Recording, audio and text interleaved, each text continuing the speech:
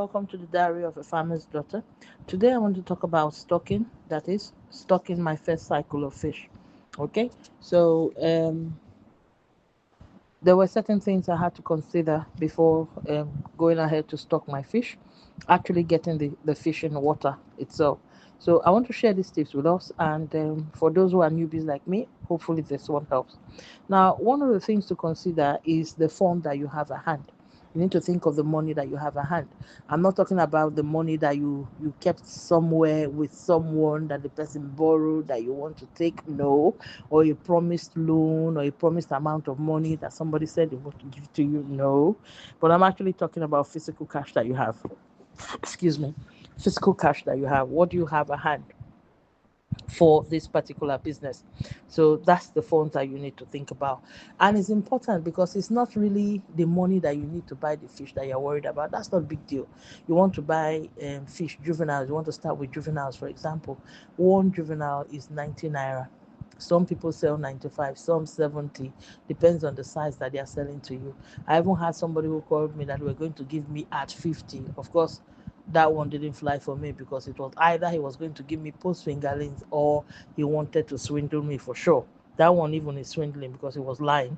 And yeah, so you want to think about that. You're actually thinking about the money that you need to feed your fish and your cost of operation during the first that cycle that you want to keep that fish. The budget, the research I did showed me that a budget for 1,000 fish, for you to actually feed 1,000 fish, would be would run into 1.8 million to 2 million naira. So you need to think about what you had, the money that you had available for the project before taking it on. Number two, you have to also think. I thought about the breed I needed, the species I needed to farm. So of course we have two different species. We have the two species common here in Nigeria. We have the clarias, we have the hybrid. Okay, so the question now for me was why, which one was I going to take and why.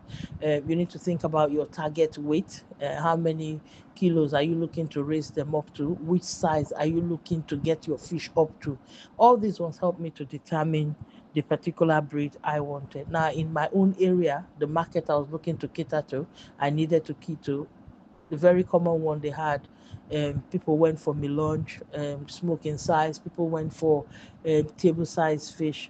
Some of them, yeah, had the big sizes, but the larger market were for these other ones that I've mentioned. So, which meant I needed to key into that particular market because they didn't have enough. So, that was my target. That was my way.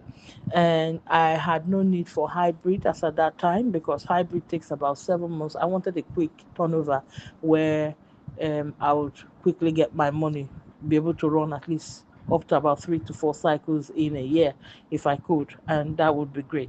So for me, the obvious choice was Clarias because I could do that for about 3.5 to 4 months to hit my target weight. So I went for Clarias. Now, another thing you want to think about is the number of fish that you want to take. I had to think about the number I wanted. Okay, like I said, I had access to a 7 pond facility that I was renovating. I was maintaining pond by pond, 1 pond at a time, 1 pond at a time. So yeah, I had to think about the number I needed. So the initial stock I got, I first of all ordered 700 from a breeder in Ondo.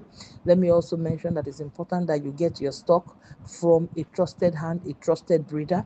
Otherwise, you run the risk of going to collect sickly fish or runs that will run your business down.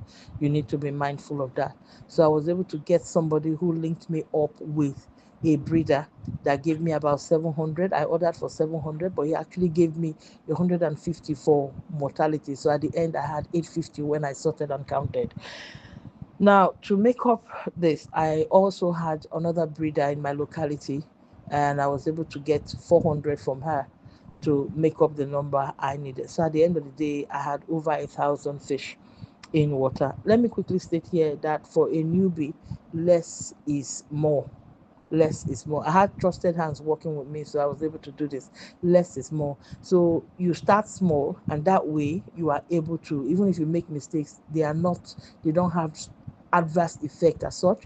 You learn from them, you can adjust things, and then you move on. Okay, so you learn as you go along. You want to learn from your mistakes or try out experiments and things like that. It allows you to do this with smaller numbers. So these are things that you need to take into consideration. Don't go and get food by the things you hear online. Oh, I have a 10,000 pound capacity. I stocked 8,000 fish. I stocked 15,000 fish. I stocked a big name. Oh, big name. Like I said, it's not the buying of the juvenile or the fingerling that is the matter. It's the feeding of the fish to the end of the cycle that you're operating that is the issue. So don't go and bite more than you can chew. Be content with what you have. If it is 1,000, you can do it. If it is 500, you can do it. Start small, and then from there you learn and grow. Okay, so this is what I have for us today. I hope this has been helpful, and I'll see you in the next one. Take care now.